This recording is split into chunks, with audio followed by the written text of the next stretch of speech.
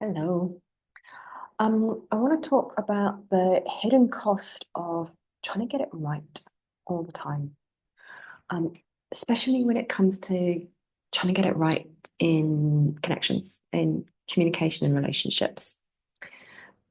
This really hit home for me yesterday, actually, teaching an authentic relating class and then my relational facilitation mastery program.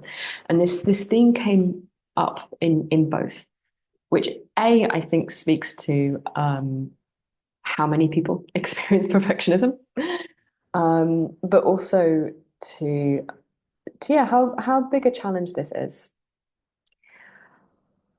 So firstly, let me say, I don't think there is anything wrong in trying to do stuff well. Yeah, I am somebody who holds high standards for myself in the world. And when that doesn't tip over into perfectionism, I generally experience it to be a positive force in my life. What I'm tracking though is when it comes to doing it right in relationship, where the focus of my attention is really important. Am I trying to do it right for me? Like, am I trying to do it right so that other people like me, so that I'm not rejected, so that I maintain my own self-image? And some of that is more or less conscious than others. Or am I trying to do it right because I want to be in service of the person that I'm in connection with? And this is the difference. Because when I'm trying to do it right as part of perfectionism, doesn't matter how well I perform the listening, the reflection, impact, whatever it is, there is a sense of disconnect. The other person can tell that I'm not really in it for for them, that I am trying to perform rather than be fully present. But then there's another part of this that makes me also kind of want to say that this is okay. Because what can then happen when I start to notice this pattern is the the self-shaming spiral, try saying that fast, the self-shaming spiral kicks in, and I can start to beat myself up to be like, oh, well, like now I'm performing and not being present with it. That means I'm not being authentic, and that means I'm not doing it right. And off around the loop I go again. And so I want to make space for the part of me that really wants to get it right. I want to, rather than labeling that as inauthentic, I want to make that, I want to make space for that to be part of my authenticity. That is true for me in this moment. Yeah, I'm trying to get it right. And there's something for me that really softens it when I can, rather than like going down this like destructive perfectionist spiral where I make myself wrong, when I can really meet myself where I am, that's when I'm able to meet the person I'm in connection with where they are.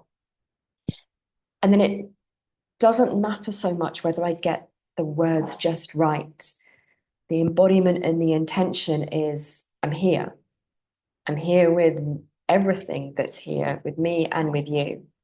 And that's what really transmits the care that I'm trying to get it right for.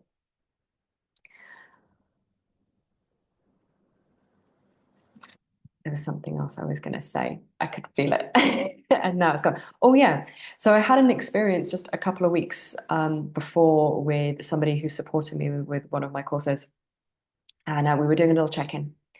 And I shared about me, and some of it was a little tender. Nothing was, hugely dramatic or anything. And at the end of my share, this person said, wow, I noticed that I really want to be able to be with you. I want to like do the reflection, the impact, that's all part of this practice. But I'm really struggling to do that right now. I can't quite find the words. And again, instantly I was just like, oh, like this person might have not have like done it right in terms of, the perfect reflection or the perfect articulation of how my words impacted them. But they were genuinely in the practice. They were authentic about what was happening for them in that moment, which is I want to do this and I'm struggling to. And I loved it. It was such a beautiful example of what it means to do it right. That, yeah, in so much of authentic relating and I think in so much of life, doing it right doesn't necessarily mean ticking all the boxes and, formulating the perfect sentence or it's for me, doing it right is embracing the messiness. It's embracing what is really here. It is having the courage to be real and messy and flawed and honest and in connection. So yeah, I would love for you to entertain the idea that maybe getting it right doesn't mean what you think it does. Maybe the cost of getting it right is actually taking you further away from where you want to be. And so, yeah, I would really love for you to interrogate for yourself, like what does getting it right really mean? And as so often is the case for me, it is less about the what, it's less about the content.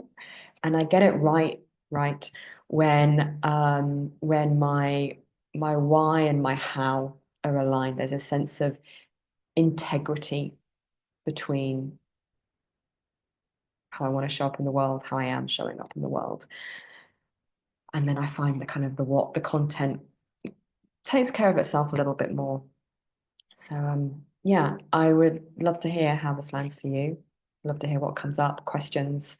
Um, does this resonate? You recognize this pattern of getting it right and then finding yourself getting further and further away from what it is that you wanted. Yeah, I will see you next time. Thanks so much for being here.